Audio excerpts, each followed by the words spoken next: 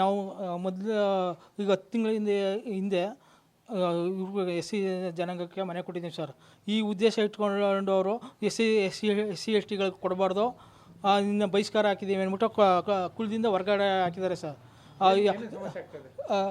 Sir ಮನೆಗೆ ನೀವು ಕೊಟ್ಟಿರೋದೇ ಒಂದು ಕಾರಣ ಸರ್. ಅವ್ರಿಗೆ ನೀವು ಎಸ್ ಸಿ ಎಸ್ ಟಿ ಕೊಡಬಾರ್ದು ಮನೆಗಳನ್ನ, ಹಂಗೆ ಹಿಂಗೆ ನೀವು ಏನೇ ಫಂಕ್ಷನ್ ಮಾಡಿದ್ರು ನಾವು ಬರೋಲ್ಲ, ನೀವು ಕಾರ್ಯಕ್ರಮಗಳು ಮಾಡಿದ್ರು ಬರೋಲ್ಲ, ಏನೇ ಮಾಡಿದ್ರು ನಾವು ಕರೆಯಲ್ಲ, ನೀವು ಸತ್ರು ಕೆಟ್ಟರು ಬರೋಲ್ಲ ನಾವು, ನೀವು ಮದುವೆಗೆ ಯಾವುದಕ್ಕೂ ನಾವು ಶುಭ ಕಾರ್ಯಕ್ಕೆ ಯಾವುದಕ್ಕೆ ಆಗಲಿ ನಾವು ಬರೋಲ್ಲ, ಹಂಗೆ ಹಿಂಗೆ ಅಂದ್ಕೊಂಡು ನಮ್ಮನ್ನ ಹೆದರಿಕೆ ಬೆದರಿಕೆ ಇದು ಮಾಡಿ ಅವ್ರನ್ನ ಖಾಲಿ ಮಾಡಿಸ್ಬಿಟ್ಟು ನೀವು ಕ್ಲಿಯರಸ್ ಬನ್ನಿ, ನಾಯಕರಿಗೂ ಮನೆ ಕೊಟ್ಟಿದ್ರೆ ಎಸ್ ಟಿಗೆ ಅವ್ರನ್ನ ಖಾಲಿ ಮಾಡಿಸ್ಬಿಟ್ಟು ನೀವು ಬನ್ನಿ, ಅದು ಸರಿಪಡಿಸ್ಕೊ ಬನ್ನಿ ಅಂದ್ಬಿಟ್ಟು ಸಬ್ ಇನ್ಸ್ಪೆಕ್ಟರ್ ಮಾಂಬಳ್ಳಿ ಅವ್ರಿಗೆ 3 ಸತಿ ಕಂಪ್ಲೇಂಟ್ ಕೊಟ್ಟಿದ್ದೆ ಸರ್.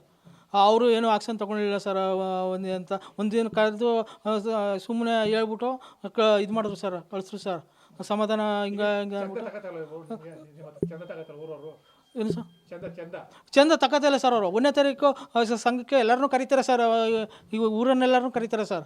ನಮ್ಮನ್ನು ಕರೀತಾಯಿಲ್ಲ ಸರ್. ಕರಿಬೇಡಿ, ಅವನೊಬ್ಬನ ಮನೆ ಬಿಟ್ಟು ಇನ್ನೆಲ್ಲರನ್ನೂ ಕರೀರಿ ಅಂದ್ಬಿಟ್ಟು ಯಾವುದೇ ಸಮಾರಂಭಗಳಿಗೆ ಆಗಲಿ ಇನ್ನೊಂದೊಂದಕ್ಕೆ ಆಗಲಿ ಎಲ್ಲರನ್ನೂ ಕರೀತಾರೆ ಸರ್. ನಮ್ಗೆ ಕರೀತಾ ಇಲ್ಲ ಸರ್. ಅದೇ ಒಂದು ನಮಗೆ ಮಾನಸಿಕವಾಗಿ ಒತ್ತಡಗಳನ್ನ ಕೊಟ್ಟು ನಮಗೆ ಭಾರಿ ಹಿಂಸೆ ಕೊಡ್ತಾಯಿದ್ದಾರೆ ಸರ್ ಊರಲ್ಲಿ. ಸರ್ ಪೊಲೀಸ್ನವರು ಅವ್ರ ನೇರಕ್ಕೆ ನಾನಿದ್ದೀನಿ ಬಿಡಪ್ಪ, ನಿನ್ಗೆ ಯಾಕೆ ನಾನಿದ್ದೀನಿ ಅಂದ್ಬಿಟ್ಟು ನಮ್ಮ ಮಾಂಬಳ್ಳಿ ಸಬ್ ಇನ್ಸ್ಪೆಕ್ಟ್ರು ಮತ್ತು ಕಂಪ್ಲೇಂಟ್ ಕೊಟ್ಟಿದ್ದೇನೆ ಸರ್.